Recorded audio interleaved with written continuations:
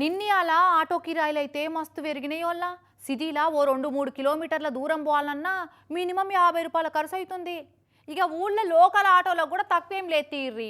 ఈ గల్లీలెక్కి పక్క గల్లీలో దిగినా చాలు తక్కువ 20-30 రూపాయలు తీసుకుంటున్నారు. ఏమన్నా అంటేనేమో డీజిల్ రేట్లు పెరిగినాయి, కూరగాయల రేట్లు పెరిగినాయి, పప్పు ఉప్పుల రేట్లు పెరుగుతున్నాయి. మా ఆటో కిరాయిల కానే బేరం ఆడతారేందమ్మా అని గులుగుతుంటారు ఆటో వాళ్ళు. అయితే గిసోంటి కాలంలో కూడా 10 రూపాయలకే ఆటో నడిపిస్తుండు గీ అన్న. ఇదివరదాకా చెప్పిన 10 రూపాయల ఆటో గీదే. అగ్గో బుగ్గలు పూలు మామిడికులు కట్టి ముద్దుగానే చేసిరు డెకరేషను. పంతులు గారు ఇక పూజ చాలు చేయరు దబ్బున.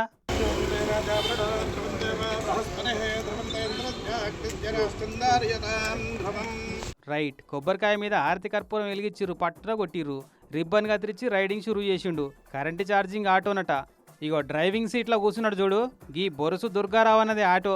అంబేద్కర్ కోనసీమ జిల్లా మామిడికుదురు మండలం పాషర్లపూడి లంకల ఓపెనింగ్ అయింది నిన్న. అయితే ఇండ్ల స్పెషాలిటీ ఏందయ్యా అని అంటే, ఈ ఆటో ఎక్కి ఊళ్ళే ఎవరు ఎటుకెళ్ళి ఎటు పోయినా జస్ట్ 10 రూపాయలన్నట్టు ఛార్జు. మామూలుగా వేరే ఆటోలు ఎక్కితే మినిమం 30-40 రూపాయలు ఉంటుంది కదా. బస్ స్టాండ్కి పోవాలన్నా కూడా 50 రూపాయలు తీసుకునేటోళ్ళట అక్కడ వేరే ఆటోలు. కానీ ఇంట్లో మాత్రం 10 రూపాయలే అంట.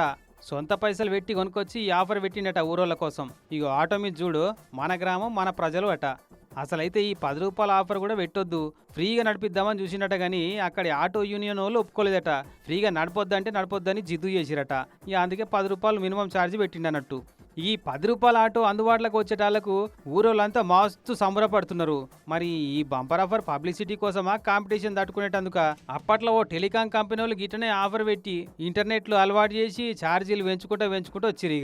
ఇక మరి నువ్వు కూడా 10, 20, 40 ఏవు కదా దుర్గారావన్నా అని డౌట్ పడుతున్నారట ఈ 10 రూపాయల ఆఫర్ నమ్మనోళ్ళు కొంతమంది.